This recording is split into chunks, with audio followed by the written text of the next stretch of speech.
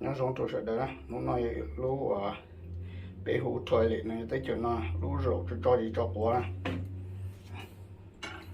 của tụi mình chạy tàu rồi khó tâm mạng do ô tô bạc lâu nhớ là con là nó đà rồi nè đà ít xa rồi hồi đa sơ xe chỉ dùng là ít xa này thì của tụi mình chạy tàu khó chơi là khư nhỏ thì khó nên thứ bỏ lúc vào vòng nó này để lúc vào vòng để nó này cho nó này chỉ chủ cho có lúc khó nó rong để nó chỉ lúc rong nó nhớ sao to dành ra ô tô bà quá đà rồi này của tôi mới cho nó là hú wax mà mình dùng đi cho nè và anh ta rồi muốn cho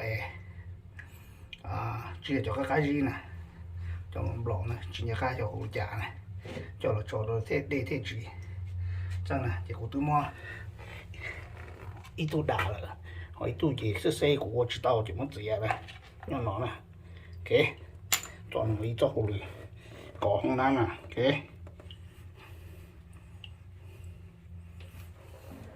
chỉ tôi mua tàu chỉ muốn còn năng rót tàu rồi rong chỉ có mua lúa wax là còn gì tôi chỉ mua lúa lọ đó đâu rồi cho đi cho quá là cho tiền rúa đồ xưa chỉ sẽ liệu ở trong chả này cho khưng bờ lù đi này của cho khưng này.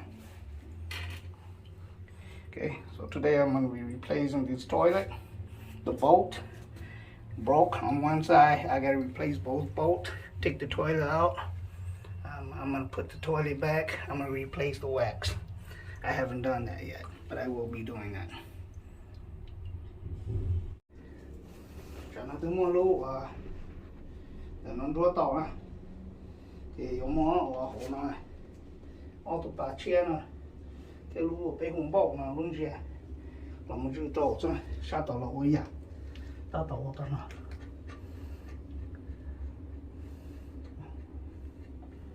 Tôi có chỗ thì ta chỉ là xỉ sẽ bố hồ lửa chứ. Okay, so I have put the wax on the bolt, put the toilet back, put the nuts on, tied it, and just take a test. Họ dùng từ thì tôi có cho đây này tôi một cô mình chỉ xa hổ thế. Rồi thì bao thì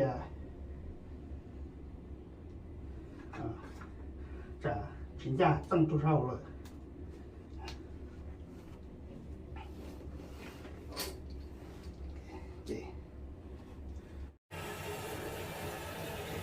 chính cho tàu tả cho cá rồi nè cứ cho đi rau rồi còn nó đó từ tủ nè chỉ cho cá xỉ không gì dẫu họ lưỡi thế chỉ do hiểu lên rồi nè okay. Okay, so I have replaced the new bolt for the toilet, one on this side, one on the other side. Ít tu sát tỏ thế, ta chỉ có chỉ thay sát tỏ tí. Okay, she did bộ mồm rồi, just testing for the water, to make sure it's dry.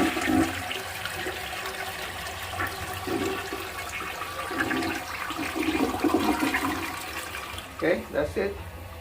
I went to check in the basement. It's not leaking down there. It's not leaking on the side. So it's good to go. Tôi một qua xa hồ, đây chỉ chân hồ. Giờ đây ở chính gia lúc họ chỉ lên từ nó này, nó có khởi rồi này. Thì chạy to tiểu hơn nữa. Thay lên nó xem. Ok, chỉ không nó cho nó tía lên nó này. Suy đi rồi, chôn vào.